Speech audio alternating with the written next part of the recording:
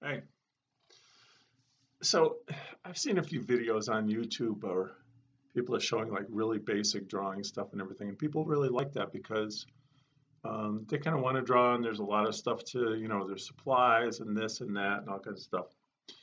I'm not going to go over any of that because it's out there, but I do want to share something. One of my favorite things to draw with, there's all kinds of special pencils, drawing pencils and stuff like that.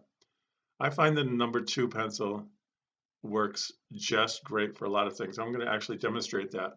But there is one thing I want to say. Um, Brands do make a difference. There are bad number two pencils. Ticonderoga pencils, Dixon, those are the ones to get. Okay, good stuff. All right, so beginner basic drawing. This is kind of what this is about. I have several videos out there you can check out with about cartooning and different stuff like that. This, I want to focus on some really, really basic stuff, okay? So, number one, basic shapes and some shading.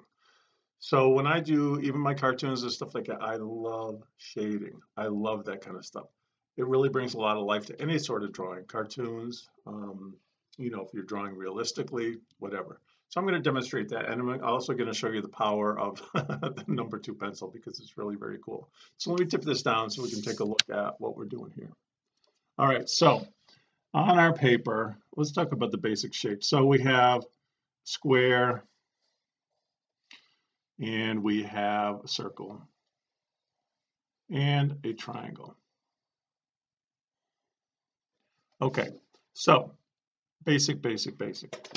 I want to make this three-dimensional, okay? So there's a couple of ways to do that, and then I'm going to talk about the shading.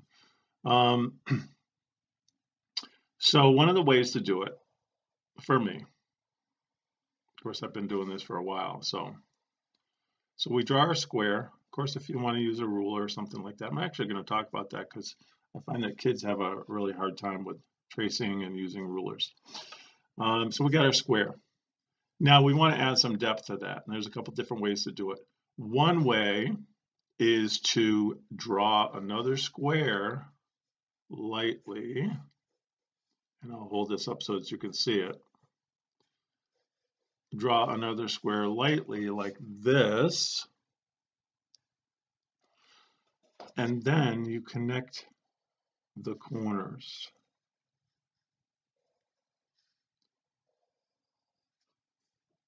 And you end up with that, and you can see the shadow of what I left in there. Okay. So then if you use that particular way to do it, you would then erase your guidelines and you would be left with this. Okay. So then you want to do that whole shading thing because this is what I love. Light source. Where is the light coming from? We're going to have it come from this way because this is the side that we want to shade in. So I'm going to use the side of my pencil to sharpen the heck out of it. And I'm going to do this.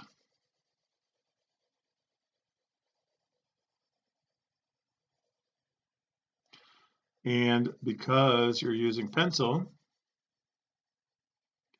if you go outside the lines, it does not matter because I'm going to go right in there. So we got this.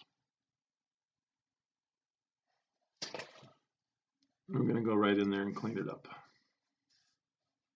Done. Okay.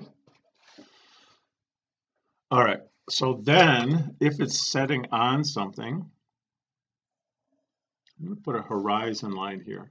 Now a horizon line would be, if you're outside and you're doing a landscape, it'd be wherever the sky meets the ground. Inside, it would be where the floor meets the wall.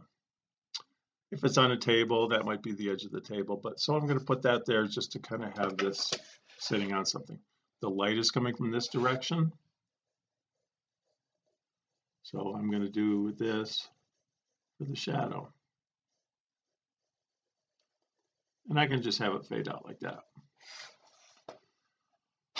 Now, fun things with number 2 pencil, or any pencil for that matter, doesn't matter, unless you're using a really hard one, is to really get this blended in. I'm going to talk about different papers in a second, but do some blending. You get your finger all nice and dirty. And you can just fade that really cool shadow. Again, if you go out, just clean it up with the eraser. And again, I'm not using any special eraser. There are plenty of special erasers around. I'll show you some of those too. But this one, as long as it's not hard and crusty, I don't know if you've ever seen that happen, but if you leave these, got a really old pencil, these things get really hard and then they do more damage than good when you're trying to erase. All right, so that's that. A little bit of shading, a little bit of technique. Okay, we've got horizon.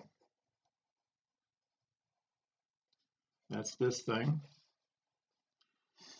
We've got we went from 2 dimensions, that's the square, to 3 dimensions because we've added depth. How to create 3D. Now, I've got a triangle here.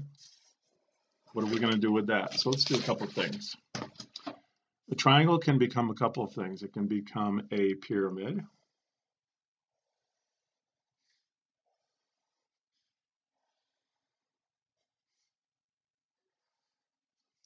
or a cone. Now, here's the tricky part. How am I going to turn this triangle into a cone on 2 dimensions? We're going to round the bottom.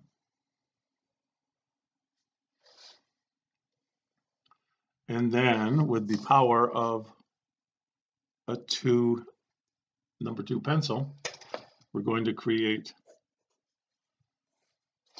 3 dimensions. There's our light source, okay? Wherever the light is coming from. The shadow is always going to be on the opposite side. So once again, I have my Super Duper pencil here. Nothing special about them. You buy a package of 10 of these for hardly nothing. You probably already have them at home because the kids are doing schoolwork with it or whatever. All right, here we go. So I'm going to start dark. The further away from the light source I am, the darker it's going to get. And I go light. So this is where some practice comes in. You need to, kind of get a feel for the pressure, but it doesn't take much. A couple of times you got it. So you do it lightly. Start dark. And then ease up on the pressure as you go towards your light source. Once again, I didn't stay right inside my line. Look at this. Look at how nice I can clean this up with my eraser. Get a really nice, sharp line. Cool, right? So then again, if it were on something, here's our horizon line, then we would have a shadow. And we can put that in a couple of different ways. I'm using the point here. More than likely, I would use the side of the pencil. I think I draw more with the side of the pencil than with the point. And we go away from it like that. Again, look at how nice that gives it some depth. Again, we can use our finger, do that blending. Watch this. This is really cool.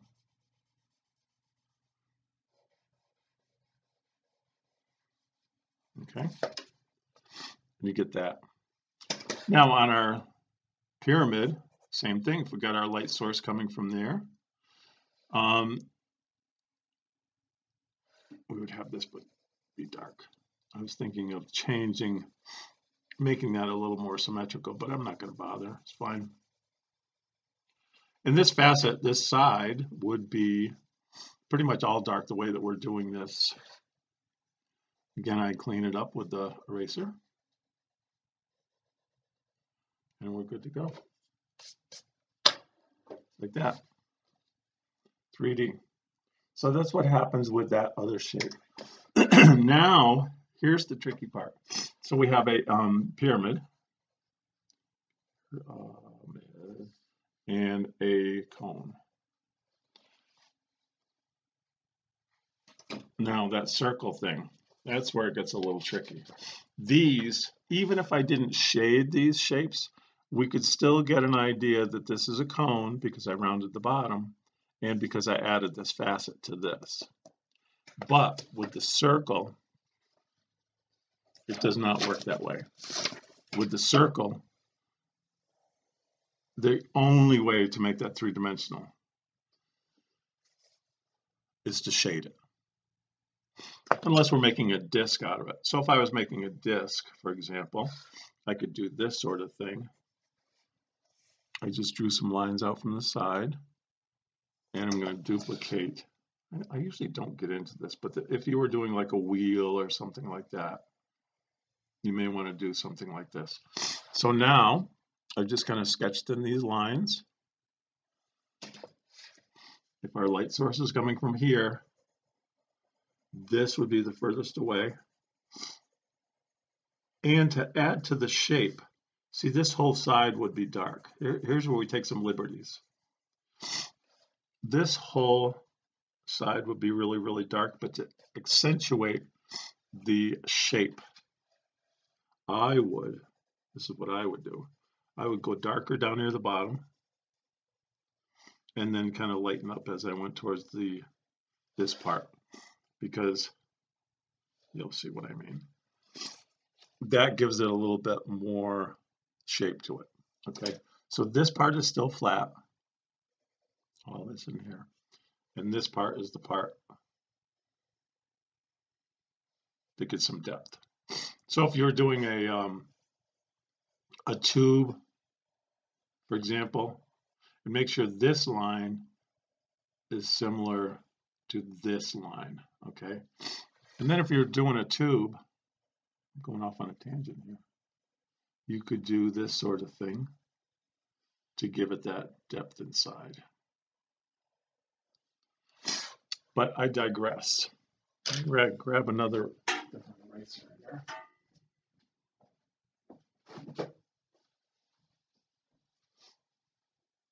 This is called a metered eraser. It's like putty. And, you know, it comes in handy. I like it. You can roll it up and do something like that if you need to get into a really small space. But absolutely not necessary. Here we go. The circle. Now I'm going to start pulling my pencil again.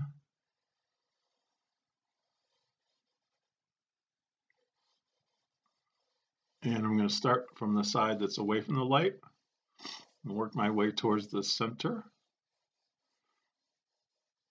lighter as I go. You're going to see some shading around here. Notice that I'm doing this very, very roughly because I can erase. This is where that kneaded eraser is going to come in kind of handy. I'll show you. But this,